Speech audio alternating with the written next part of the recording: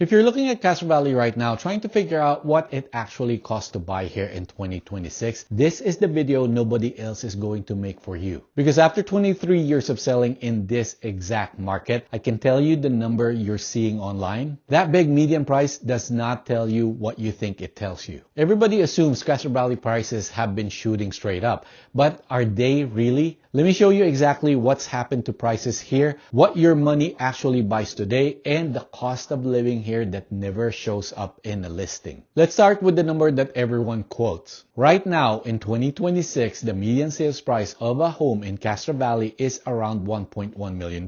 That's a figure you'll see on Redfin, on Zillow, on every portal. But here's what makes this market interesting, and it's the opposite of what most people expect. Prices here have not been shooting up. 3 years ago, back in 2023, the median was about $1,060,000. In 2024, it went up to about $1.1 million. And today, in 2026, we're still right around that $1.1 million mark. In fact, depending on which month and which source you look at, prices are actually flat to slightly down compared to a year ago. So what does that tell you? It tells you Castro Valley did its big run-up years ago during the pandemic, and since then it has settled into a high plateau. Yes, it's expensive, but it's stable. And for a buyer, stable is not a bad thing. It means that you're not trying to time a rocket. It means the panic buying, the 20 offers, the waiving of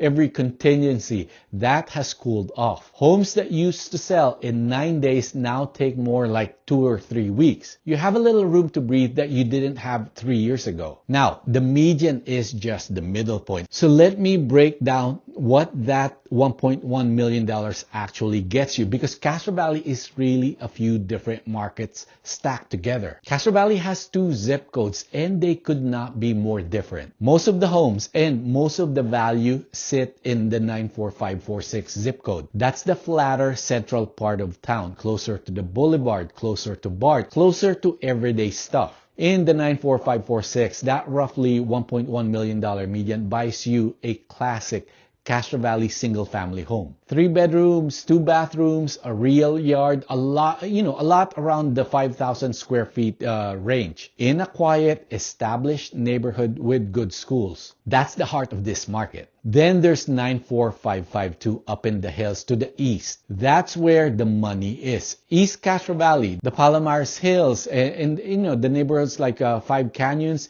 That's where you see homes trading well north of 1.5 million, and some luxury properties, the ones on acreage, can run into the multiple millions. So when you see a Castro Valley listing at 3 or 4 million, it's almost always up in the 94552 zip code. Same town, completely different price range. And on the other end, if your budget is under $1 million, you're not shut out. That's where the townhomes and the condos come in, generally landing around anywhere in the mid 400s all the way up to the 800,000s. So there's actually a real entry point here for first-time buyer that you just don't get in a lot of other Bay Area cities. The point is this: when somebody says Castro Valley costs $1.1 million, what they really mean is the middle of the range that runs from $400,000 for a condo to over $3 million for hillside estates. Now, where you land inside that range depends entirely on which part of town, and that's the stuff I can actually walk you through. Here's the thing I wish more buyers knew before they started. I've been doing this in Castro Valley for over 23 years, and the numbers that matters is never the median. It's what a specific house on a specific street in a specific school boundary is actually worth, and whether it's priced right or not. When my wife and I were buying our first place, that local street by street knowledge is the thing that would have saved us the most stress. So if you're seriously looking here, that's the part I genuinely love helping with. Call, text, or email me. Tell me 2 or 3 things you love and 2 or 3 things you actually can't stand, and I'll tell you which pockets of Castro Valley to actually focus on and which to skip. Alright, this is the part the portals will never tell you, and it's where the real cost of living here actually lives. Now let's be real, the sales price of a house is just the beginning. There's property taxes. In California, you're looking at 1.1 to 1.25% of the purchase price every year. Then maybe add in the local voter approved assessments. On a $1.1 million home, that's somewhere in the ballpark of $12,000 to $13,000 a year. A lot of first-time buyers forget to budget for that one, and that's real money. Next up is the commute. Because in the Bay Area, your commute is a cost. Here's where Castro Valley works for you. You've got the BART station right in town, which means a one-seat ride into Oakland and San Francisco without fighting the bridge. You've got the 580 and the 880 both right here, and they're connected by the 238. The average commute out of Castro Valley runs around 33 minutes, which for this region is honestly reasonable. That location, that access is a big part of what you're paying for. And that's why the prices hold up the way they do. But then there's the everyday cost of living or being in California, and especially here in the Bay Area. Utilities through PG&E are not cheap. And if you're coming from out of the area, the energy bills will get your attention. Gas, groceries, all of it runs above the national average here. By the way, that's not a Castro Valley thing. That's a Bay Area thing. But let's be real, that's part of the math. Now let me give Castro Valley its due, because there's a flip side. For what you get, this is actually one of the better values in the inner East Bay. Compare it to Pleasanton or the Tri-Valley, where similar homes run several $100,000 more. Compare it to San Leandro right next door,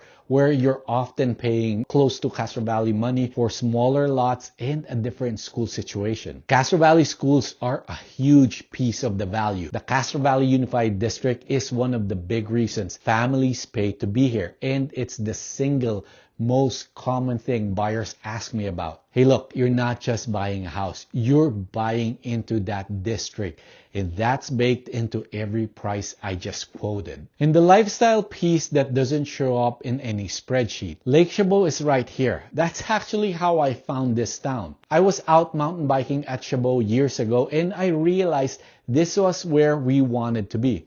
We used to live in Millbrae. You've got the regional parks, the trails, the ridgeline, all of it in your backyard.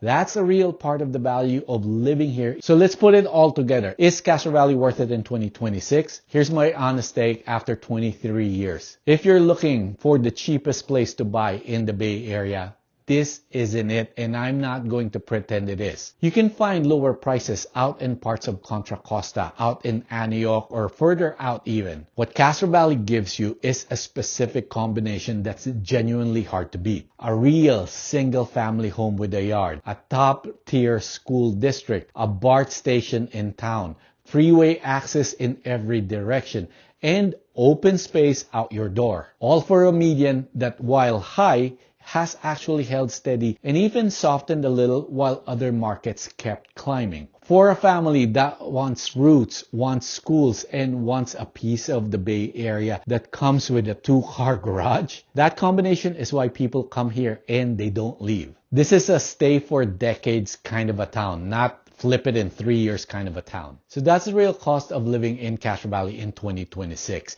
Not just the sticker price, but the whole picture. If you want to see how the different neighborhoods actually break down, which pockets fit which kind of buyer, I made a full map tour of Castro Valley that walks you through exactly that. It's going to be on here or linked in the description, so watch that one next. I'm Mac Rogers.